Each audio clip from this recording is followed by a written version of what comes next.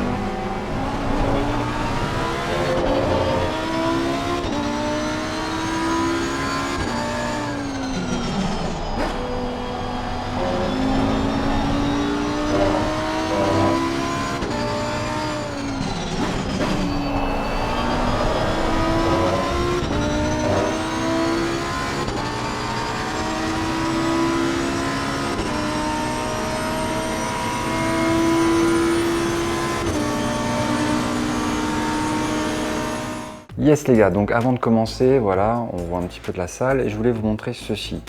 Donc en fait, on a un petit contrôle des lumières, voilà, directement avec Alexa. Donc au niveau du bureau, on a toujours la lampe Elgato pour les streams. Donc cet écran pour le PC, il est sur support amovible. Là ici, on retrouve donc la caméra pour les face cam. Et là, la petite imprimante 3D que j'ai rapatriée ici.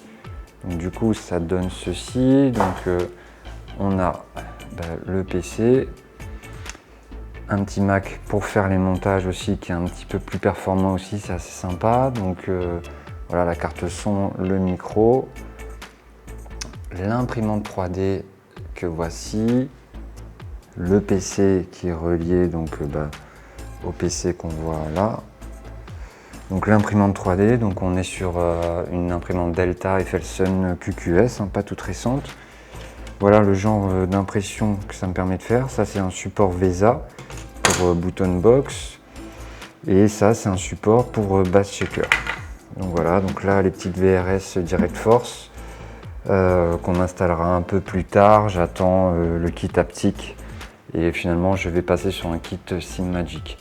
Donc au niveau de la partie du rig, alors le rig, déjà il y a un petit peu cet espace, on va dire déco, avec un casque, un de mes préférés, un petit casque Trustmaster. Ah, je voulais vous montrer ça aussi, donc ça c'est les stickers donc, de chez Spirit of Gamer, qui sont donc, que j'ai récupéré, que j'ai mis par exemple ici sur le volant SF1000.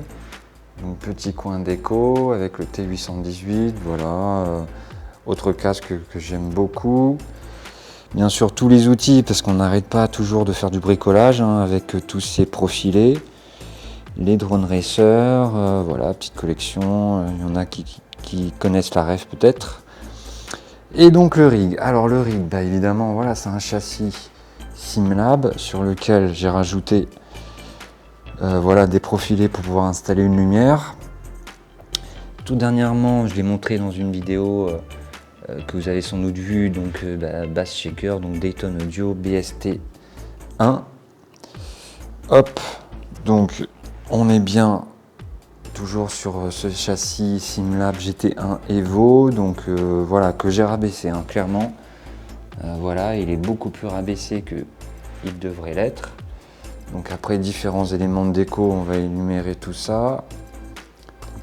Triple screen 32 pouces, un support pour la caméra pour le stream, Là, donc une petite lumière Elgato aussi. Là, je viens de rajouter ça, donc c'est pas connecté du tout avec un Arduino, hein, c'est juste un ventilateur en 12 volts, assez silencieux, parce qu'il fait super chaud là à la Réunion, et c'est pour ça aussi que j'ai pas trop fait de stream, c'est qu'il fait vraiment très chaud, tout ça chauffe un petit peu, hein, forcément, on entend sans doute le bruit du PC qui est en train de tourner. Donc toujours le Fanatec V3 Inverted, mais qui devrait sauter bientôt pour les VRS, on verra ça. Bon, j'avais préinstallé déjà, mais je préférais quand même continuer avec les Fanatec parce que j'étais un petit peu plus performant et trop habitué aux vibrations.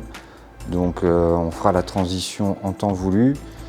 Donc le châssis, donc toujours ce genre de déco là avec des tubes, voilà, des tubes qui sont peints. Ça, cette lanière là, c'est du fait maison. Hop là. Ici, on a toujours le Lumirank acheté par un fabricant en Angleterre. Et en ce moment, on est sur un Moza, donc un Moza R9. Donc on va aller voir l'installation. Donc l'installation, compte tenu de mon châssis GT1 Evo, pour le moment c'est avec ça. Donc c'est avec un kit support pour bureau et châssis Moza. Donc Moza R9, rallonge. Et le petit volant KS que j'aime beaucoup, j'ai mis un petit sticker pour enlever la partie Moza et on attend un petit logo Porsche.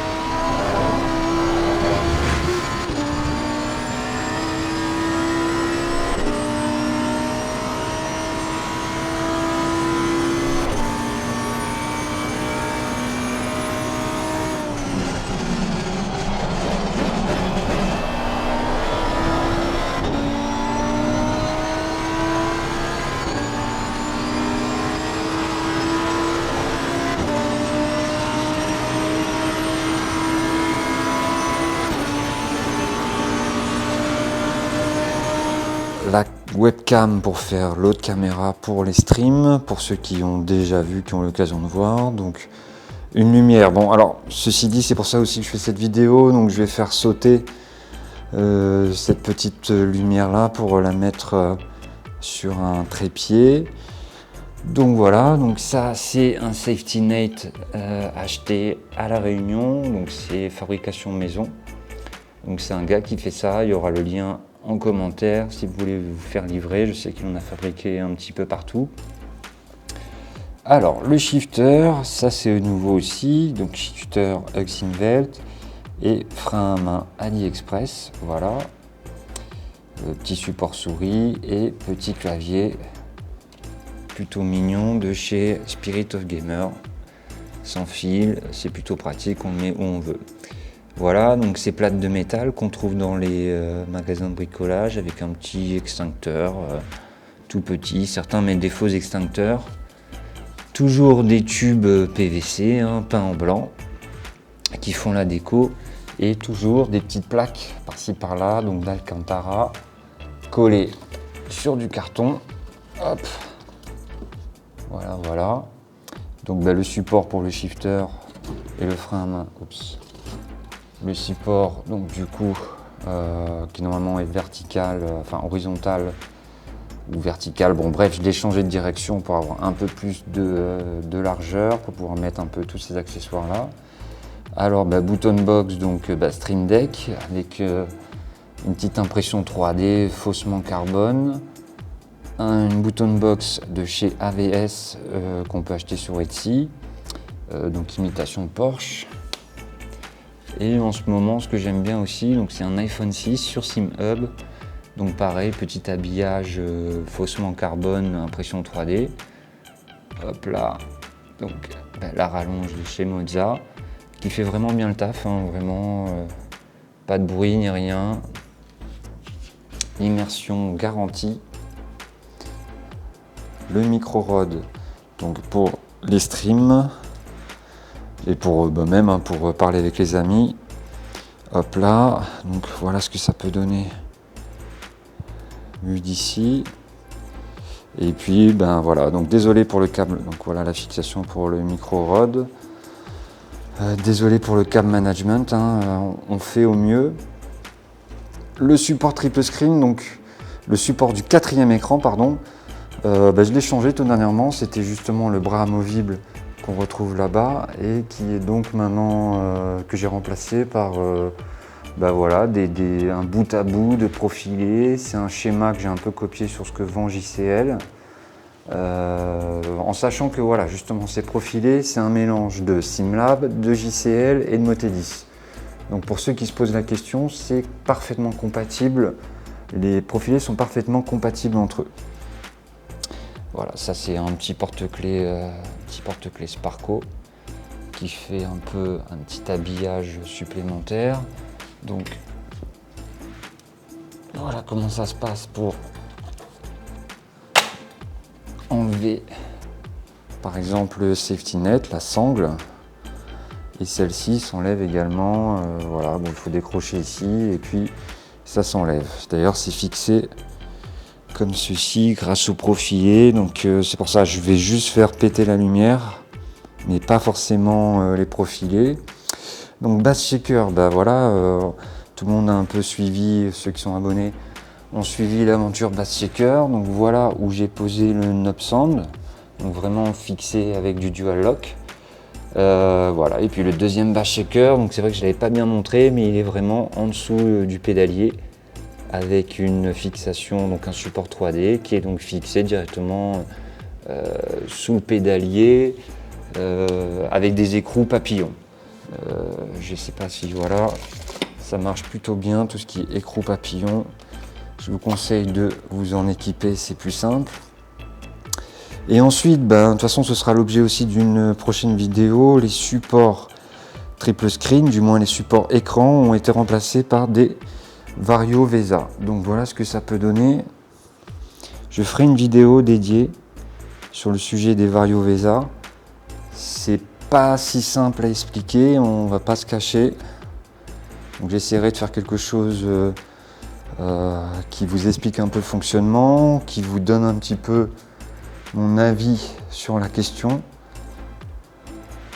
Et petit spoiler, voilà, avis un petit peu mitigé, même si voilà, c'est sûr que le résultat est là, on le voit là, avec donc les Bezel FreeKit, donc avec une rallonge 32 pouces, c'est tout l'intérêt d'une imprimante 3D, c'est pouvoir imprimer des pièces et notamment la rallonge de Bezel FreeKit. Donc là, on voit en tout cas sur ma position de vue, on va se mettre en mode un peu, voilà le point de vue que je peux avoir. Je pense que vous voyez que c'est plutôt nickel. Voilà, c'est tout ce que j'avais à dire par rapport à la fin d'année et ce setup 2023. Il y aura plein de nouvelles choses pour 2024 avec un nouveau châssis probablement, des nouvelles bases, tout plein de vidéos avec des tests. Je vous promets qu'il y aura vraiment beaucoup de contenu. Merci aussi d'avoir liké la vidéo. On met le petit pouce en l'air, on met l'abonnement, on met la cloche si c'est pas déjà fait pour ne rien louper des prochaines vidéos et des moments où je serai en stream. Et donc à très bientôt. C'était Julien, Realistic Sim Cockpit. A plus.